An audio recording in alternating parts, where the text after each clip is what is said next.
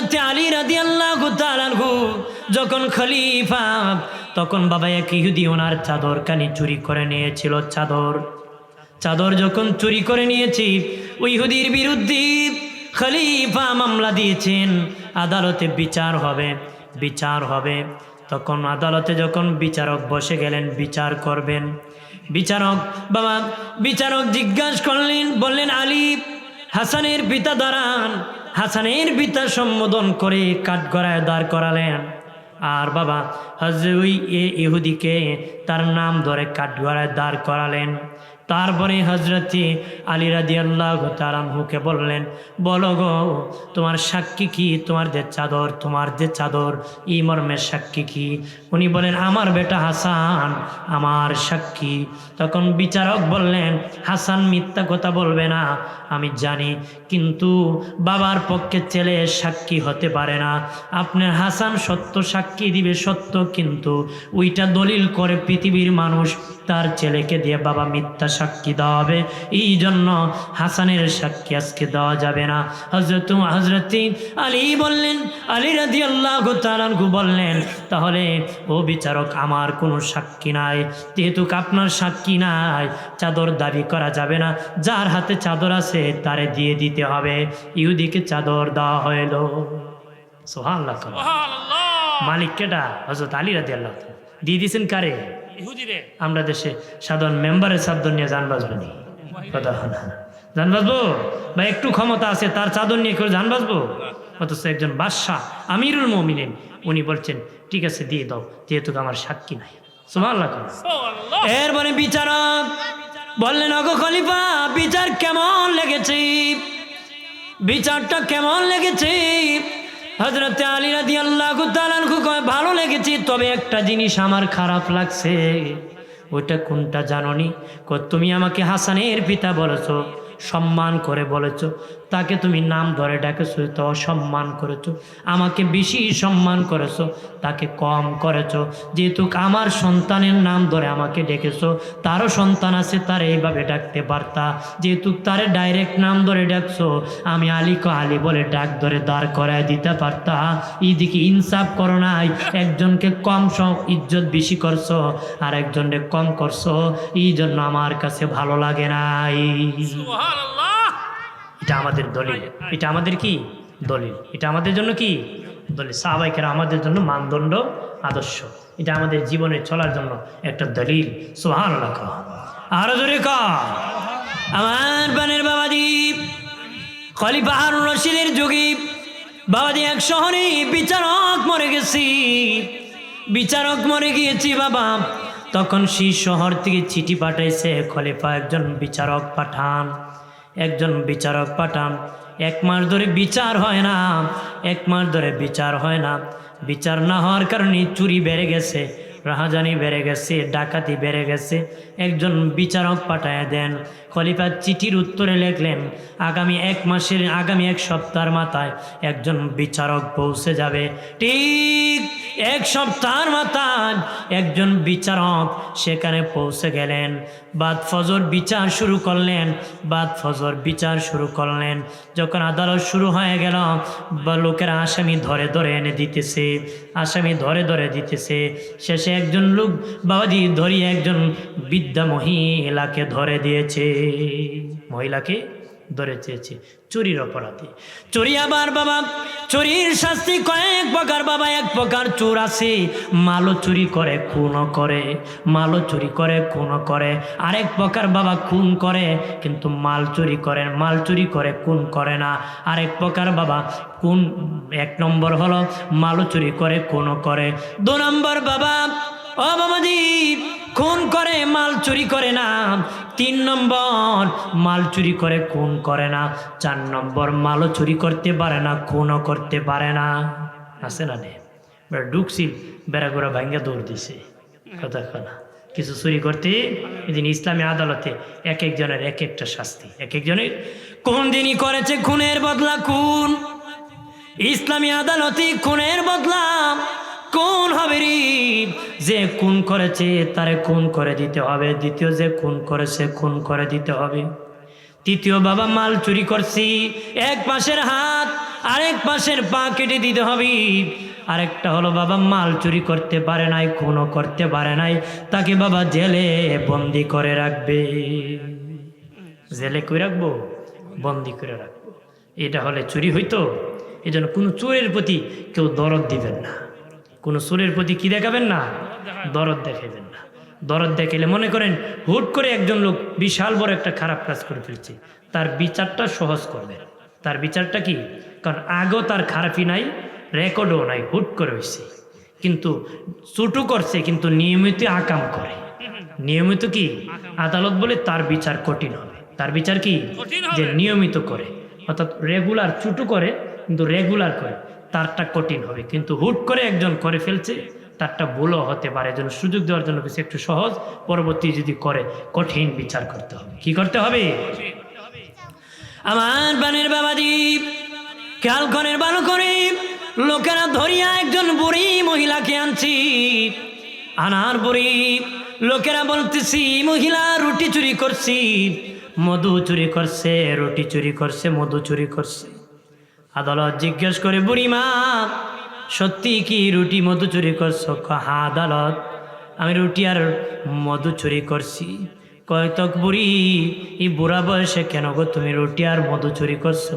আমার কয়েকটা নাতিপতি আছে, খিদার যন্ত্রণা সহ্য করতে পারে নাই, এই ধৈর্য ধরতে পারি নাই, বুড়া বয়সে আমি চুরি করেছি। আদালত ভয় পেয়ে গেল, বলল আগামীকাল ফজরের পরে বিচার করব। পরের দিন ফজরের পরে পুলিশ প্রধান রাখবেন, নগর প্রধান, শহরের ধনীদেরকে, বড় বড় ধনীদেরকে রাখবা। বিচারে বসে যাওয়ার পরে বলল চুরির অপরাধে হাত কাটে দিতে হয়। বয়স বিবেচনা করে মওকুফ করে দেওয়া হলো, 100 বেত নির্ধারণ করা হলো, 300 দিরহাম জরিমানা করা হলো। বলল 100 বেত কাকে দিব? পুলিশ প্রধান যদি তার নগর পাহারা দিত, মহিলা চুরি করার সাহস পেত না। এই দিক ওই পুলিশ প্রধান তার দায়িত্ব সঠিকভাবে পালন করতে পারে নাই, এই জন্য পুলিশ প্রধানের হাতে 20টা বেত মারা হবে। নগর প্রধান তার নগরের খোঁজখবর রাখে নাই, যদি রাখতো মহিলা খিদা যন্ত্রণায় কষ্ট করতো না, এই জন্য নগর প্রধানের হাতে 20টা বেত মারা হবে। এরপরে বলল খলিফা যিনাকে নগর প্রধান বানাইছে অযোগ্য ব্যক্তি, অযোগ্য ব্যক্তিকে খলিফা নগর প্রধান বানাইছে, সে যদি যোগ্য হতো তাহলে তার শহরের মানুষ না খেয়ে ঘুমাতো না, সে খবর রাখে নাই, এটা খলিফার ব্যর্থতা, এই জন্য খলিফার হাতে 20টা বেত মারা হবে। আরও আছে 40টা। বলল হে শহরের ধনীরা, তোমরা যদি খবর রাখতাম ওই শহরে কে খেয়ে আছে না খেয়ে আছে, খবর রাখলে কেউ খিদার যন্ত্রণা কষ্ট করতো না। ধনীদের হাতে হাতে বাকি 40 খানা বেত মারা হবে। বাকি 40 খানা কি?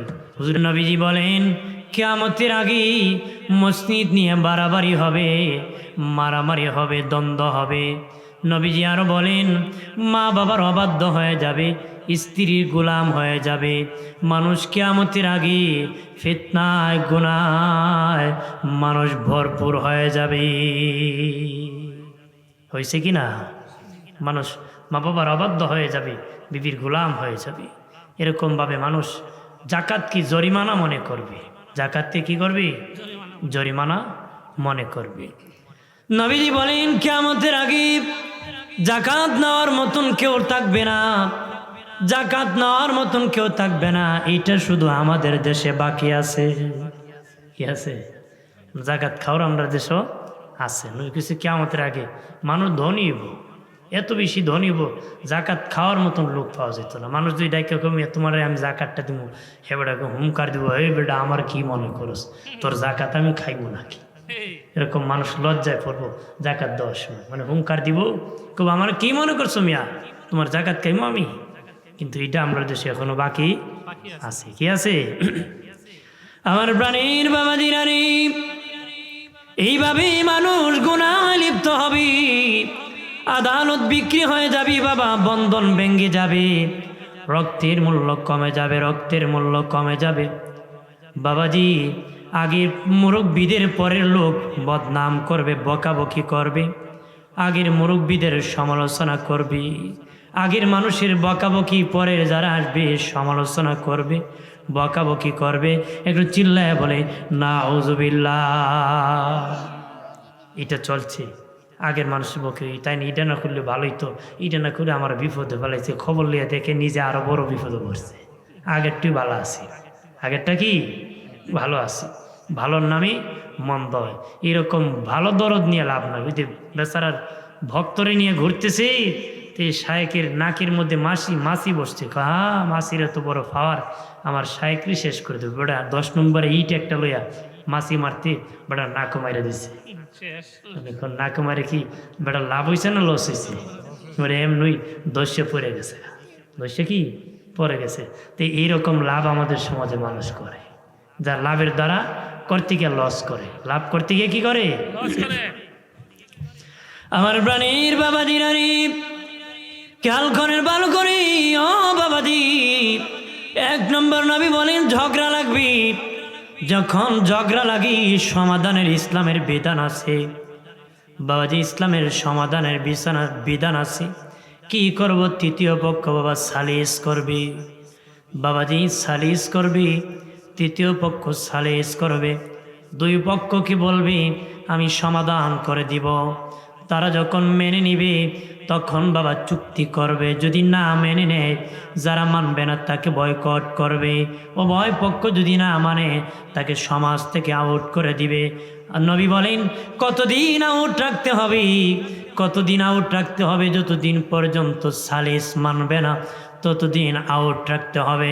যখন সালিস মানবে তখন বাবা তার সাথে চুক্তি করতে হবে, অঙ্গীকার করতে হবে কোন জায়গায় সালিস হবে, কোন জায়গায় কথা হবে, কে থাকবে, কোন এরিয়ার থাকবে।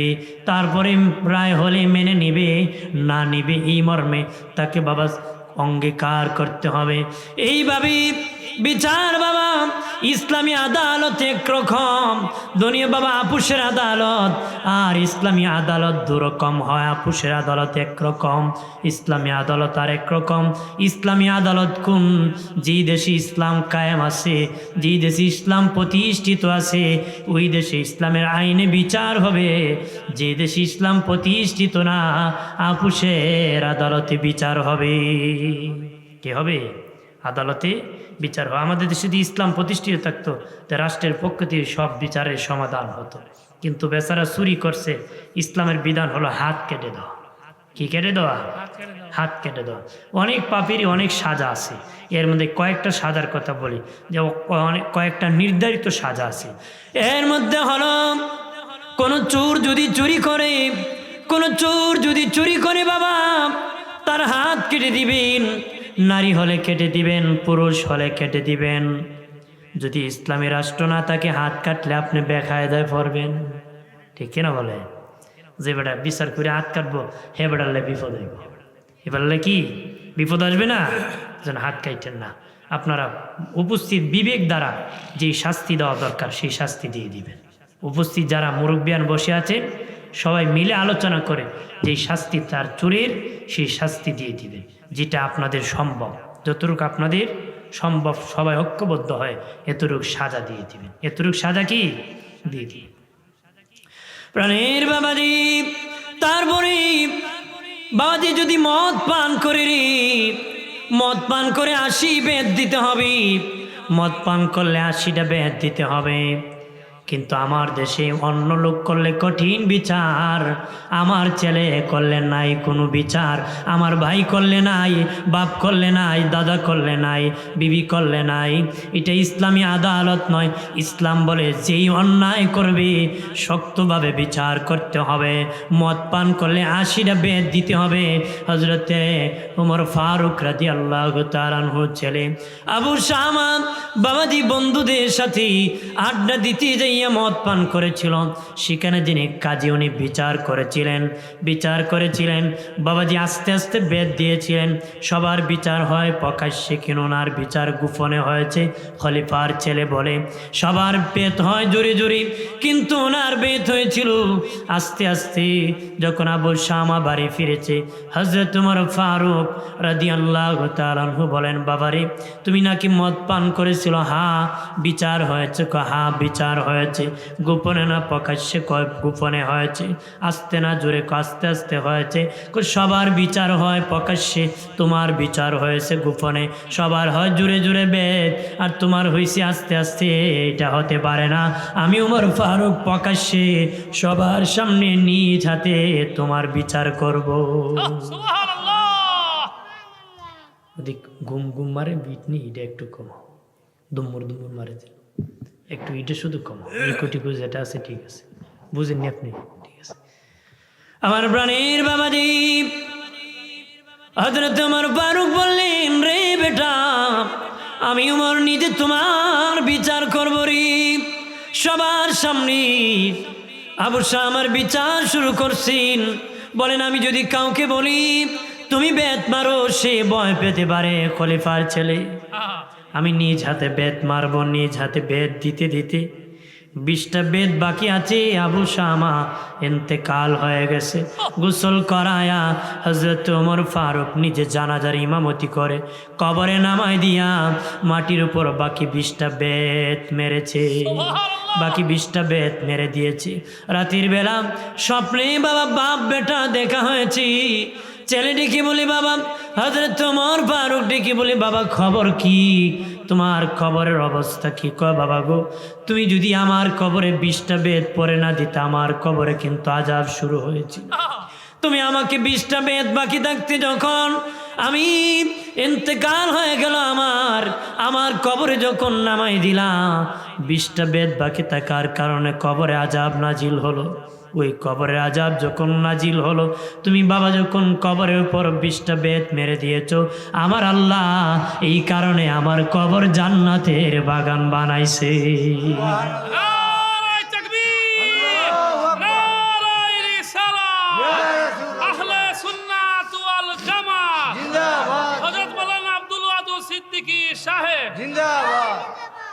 তাহলে ওই বিচার শিক্ষা সাহাবায়ে কেরাম আমাদেরকে দিয়েছেন যে নিজের হোক বিচার ইনসাফ ঠিক থাকবে। গোত্রীয় কোনো লড়াই ইসলামে নাই।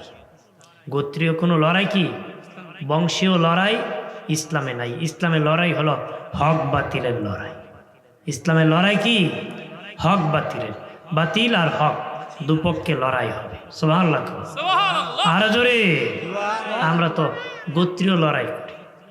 গোত্রীয় কি লড়াই করি, অর্থাৎ অন্যায় হোক আমি আমার গোত্রের পক্ষে, ন্যায় হোক বেটা বিপক্ষে, অর্থাৎ এটা না। ইসলাম বলে ন্যায়ের পক্ষে অন্যায়ের বিপক্ষে, এটা হলো ইসলাম। এটা হলো কি ইসলাম। যেরকম সুবহানাল্লাহ, ইসলাম ইনসাফ করেছে। ইসলাম কত সুন্দর বিধান করেছে। সুবহানাল্লাহ বলেন না? আমার প্রাণের বাবাজি নারী খেয়াল করেন ভালো করে, ইসলামী আদালতে জিনার বিচার আছে। জিনার কোন পুরুষ যদি জেনা করে, কোন পুরুষ যদি জিনা করে, সে যদি বাবা বিবাহিত হয়, সে যদি অবিবাহিত হয়, যদি অবিবাহিত হয়, অবিবাহিত অবস্থায় জেনা করে, তার 100 বেত মারা হবে। 100 বেত। যদি বিবাহিত হয় বাবাজি, তাকে মাটির মধ্যে অর্ধেক ঘেরে পাথর চাপা দিয়ে পাথর মেরে মেরে দুনিয়ার থেকে বিদায় করে দিবে। যদি বিবাহিত হয়, তাকে পাথর মেরে মেরে পৃথিবীর থেকে বিদায় করে দিবে। যদি বিবাহিত না হয়, তারে বাবা 100 বেত মারতে হবে। কত বেত? 100 বেত। যদি বিবাহিত হয়, জেনা করে, তাকে মানে অর্ধেক মাটির নিচে পাথর চাপা দিয়ে তারপরে পাথর মেরে মেরে দুনিয়ার থেকে বিদায় দিতে হবে। আর যদি বিবাহিত না হয়, তাকে 100 বেত দিতে হবে। কয়শ? 100 বেত। 100 বেত দিতে হবে। কিন্তু আমাদের দেশে ইসলামী আদালত নাই, এই জন্য 100 বেত দেওয়া যাবে। দিলে আপনি বিপদ পড়লেন। কিভাবে সমাধান করবেন?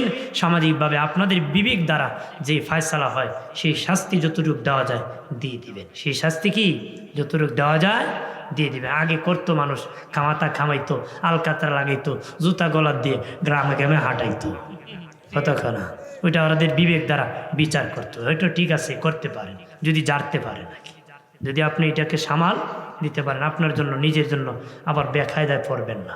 বেকায়দায় কি যতটুকু করা যায় ঐক্যবদ্ধভাবে মোকাবেলা করবেন। মারহাবা খান। আর জোরে।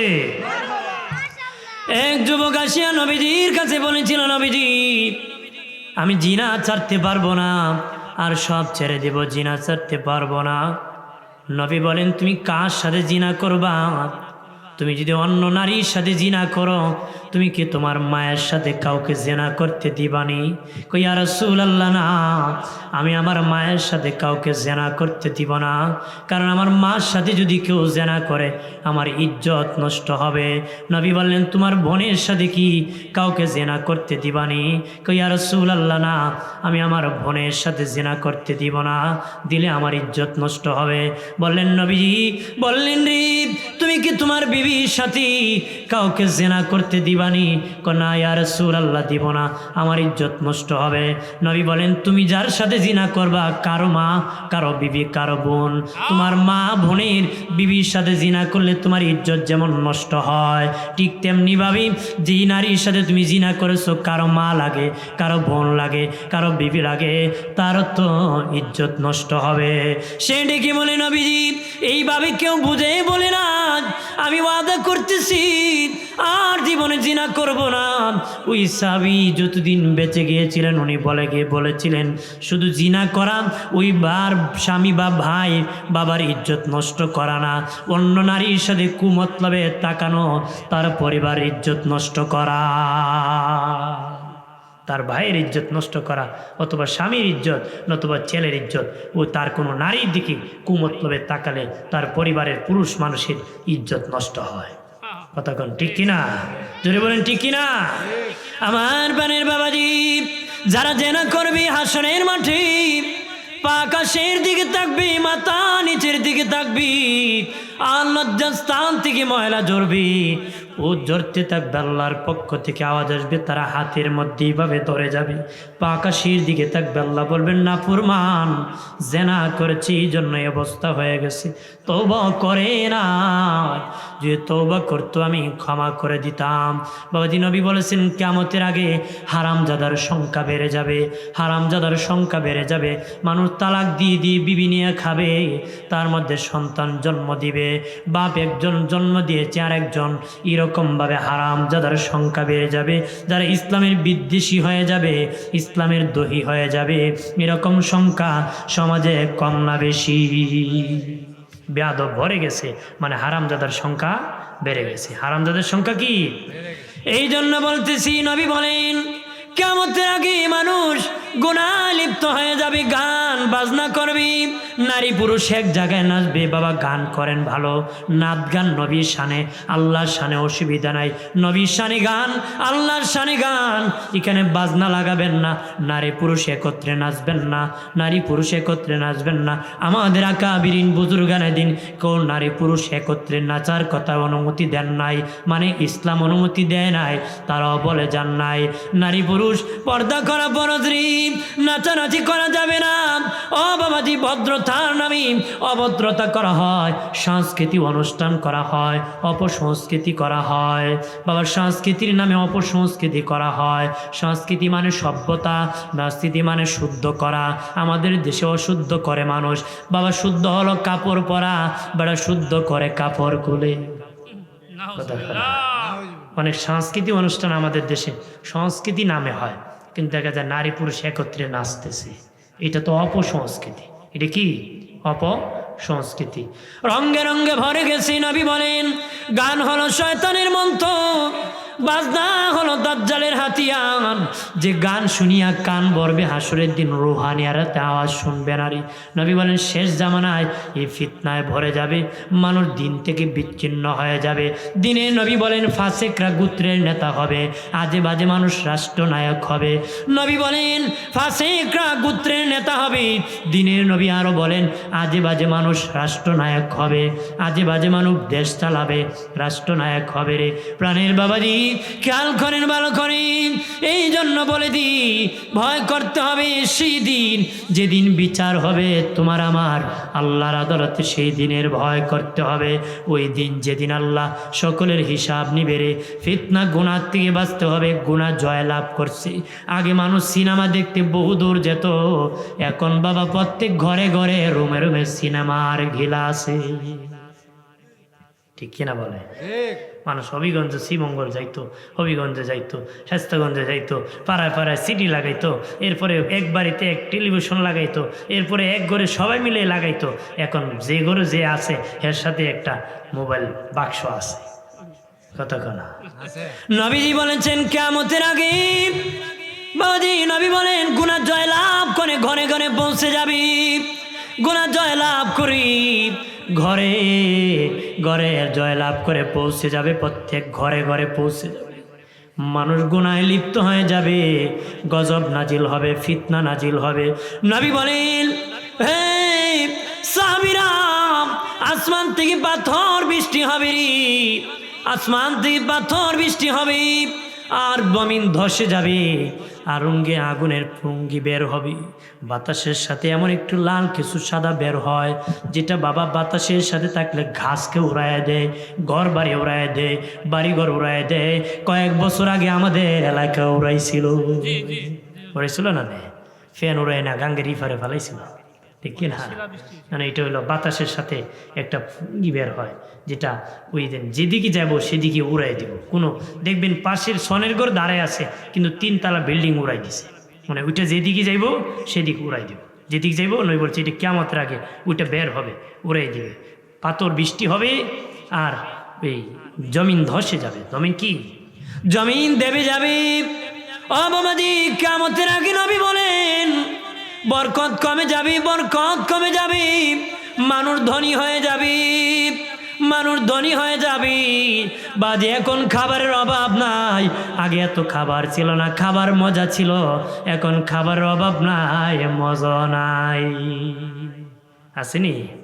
আগের মজা নাই। আমি শুনছি আগের মুরব্বীদের মুখে, আগে মানুষ খাইতে পারতো, এখন তো আমরা খাইতেও সমস্যা।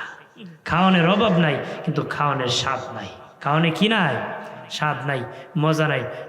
বাড়বো মানুষ, ধনী হইব, ধনী হবে মানুষ। কিন্তু বাবা নবী বলেন কিয়ামতের আগে বাজারে চাল পাবে না, ডাল পাবে না। দাজ্জাল আসার আগের বছর বৃষ্টি বন্ধ হয়ে যাবে, ফসল বন্ধ হয়ে যাবে, মানুষ এত ধনী হবে, ধনী হবে, তার দ্বারা মানুষ কিনতে পাবে না, পাবে না। তখন দাজ্জাল এক হাতে রুটির পাহাড় আর এক হাতে ঠান্ডা পানি নিয়ে আসবে। লোকেরা দলে দলে তার কাছে ক্ষুধা মানিয়া ঠান্ডা পানি খাইবে আর রুটি খাবে। বেঈমান হয়ে যাবে, কোনো ইমানদার বেঈমান হবে না। যত মুনাফিকের দল সব দলে দলে দাজ্জালের কাছে বেঈমান হবে। নবী বলেছেন কিয়ামতের আগে ক্ষুধা দাবি করবে, নবী দাবি করবে, দাজ্জাল বের হবে। একটু চিল্লায় বলে নাউযুবিল্লাহ। বেরিতেছে না? বেরিতেছি। এই আযাব কামাই করতেছি, এই ফিতনা সমাজে ভরপুর হয়ে গেছে। একটু দোষী পরে আল্লাহুম্মা সাল্লি আলা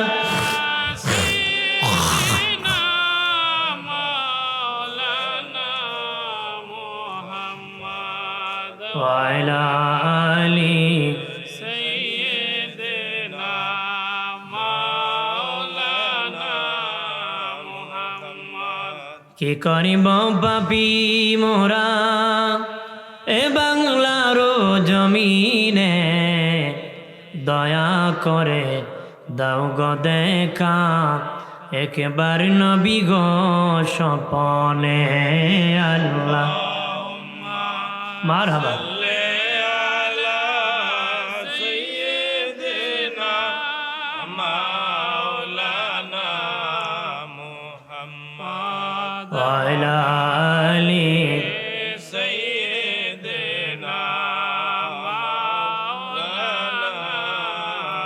আমার প্রাণীর বাবাজির বাবাজির ফিতনা বের হয়ে গেছে, মানুষ গুনাহ লিপ্ত হয়ে গেছে। এর মধ্যে আরেকটা শাস্তির কথা বলি, যেটা